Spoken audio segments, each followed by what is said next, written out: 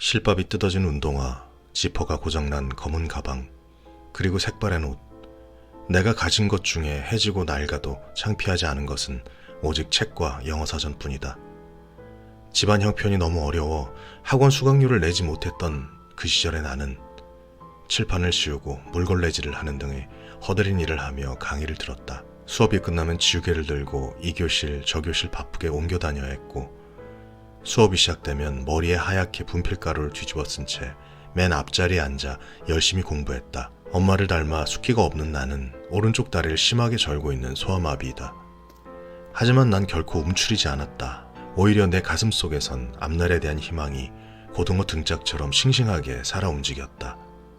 짧은 오른쪽 다리 때문에 뒤뚱뒤뚱 걸어다니며 가을에 입던 옷잠바를 한겨울까지 입어야 하는 가난 속에서도 나는 이를 악물고 손에서 책을 놓지 않았다.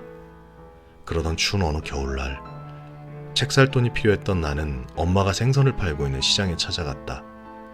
그런데 몇 걸음 뒤에서 엄마의 모습을 바라보다가 차마 더 이상 엄마에게 다가가지 못하고 눈물을 참으며 그냥 돌아서야 했다. 엄마는 낡은 목도리를 머리까지 칭칭 감고 질척이는 시장바닥 좌판에 돌아앉아 그렇게 김치 하나로 차가운 도시락을 먹고 계셨던 것이었다. 그날 밤 나는 졸음을 깨려고 몇 번이고 머리를 책상에 부딪혀가며 밤새워 공부했다.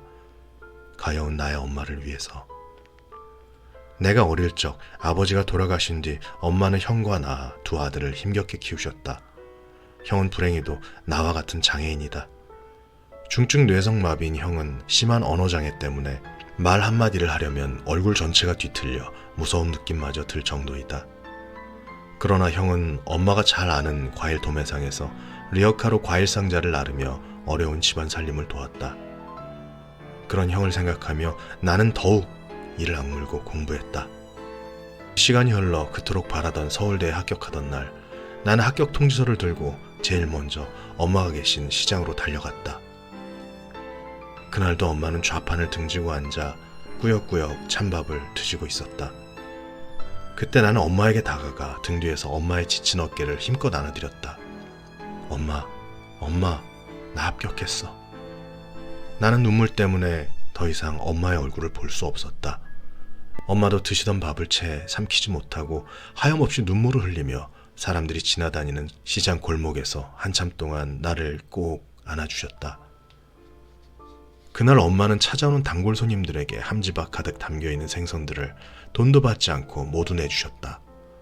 그리고 형은 자신이 끌고 다니는 리어카에 나를 태운 뒤 입고 있던 잠바를 벗어 내게 입혀주고는 알아들을 수도 없는 말로 나를 자랑하며 시장을 몇 바퀴나 돌았다. 그때 나는 시퍼렇게 얼어있던 형의 얼굴에서 기쁨의 눈물이 흘러내리는 것을 보았다. 그날 저녁 시장 한 구석에 있는 순대국밥집에서 우리 가족 셋은 오랜만에 함께 밥을 먹었다. 엄마는 지나간 모진 세월에 슬픔이 북받치셨는지 국밥 한 그릇을 다 들지 못하셨다. 그저 색바랜 국방색 전대로 눈물만 찍으며 돌아가신 아버지 얘기를 꺼냈다. 너희 아버지가 살아있다면 기뻐했을 텐데 너희들은 아버지를 이해해야 한다. 원래 심성은 고운 분이다. 그토록 모질게 엄마를 때릴 만큼 독한 사람은 아니었어. 계속되는 사업 실패와 지겨운 가난 때문에 매일 술로 사셨던 거야. 그리고 할 말은 아니지만 하나도 아닌 둘씩이나 몸이 성치 않은 자식을 둔 애비 심정이 오죽했겠니. 내일은 아침 일찍 아버지께 가봐야겠다. 가서 이 기쁜 소식을 얼른 알려야지. 내가 어릴 때 부모님은 자주 다투셨는데 늘 술에 취했던 아버지는 하루가 멀다 하고 우리들 앞에서 엄마를 때렸다. 그러다가 하루 종일 겨울비가 내리던 어느 날 아버지는 아내와 자식들에 대한 죄책감으로 유서 한 장만 달랑 남긴 채 끝내 세상을 버리고 말았다.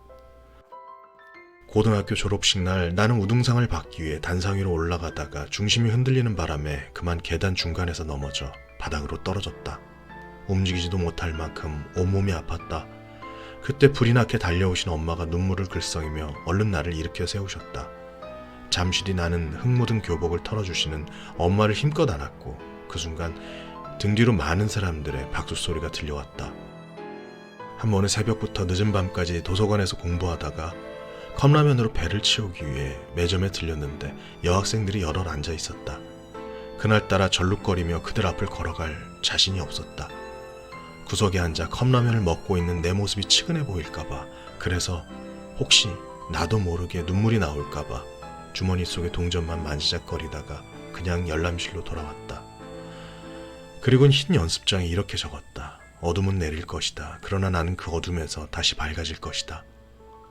이제 내게 남은 건 굽이굽이 고개 넘어 풀꽃과 함께 누워 계신 내 아버지를 용서하고 지루한 어둠 속에서도 꽃등처럼 환히 나를 깨워준 엄마와 형에게 사랑을 되갚는 일이다. 지금 형은 집안일을 도우면서 대학 진학을 목표로 열심히 공부하고 있다.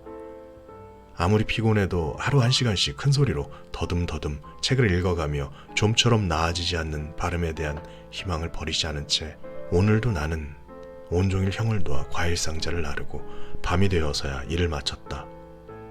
그리고 늦은 밤 집으로 돌아온 버스 안에서 어두운 창밖을 바라보며 문득 앙드레 말로의 말을 떠올렸다.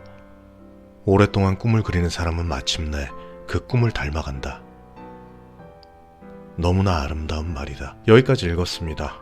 주변 사람들의 사랑과 그리고 본인의 정말 각별한 노력으로 삶을 바꾼 거죠. 극복해 나가고 개척해 나가고, 이런 걸 들으면 굉장히 마음이 따뜻해집니다.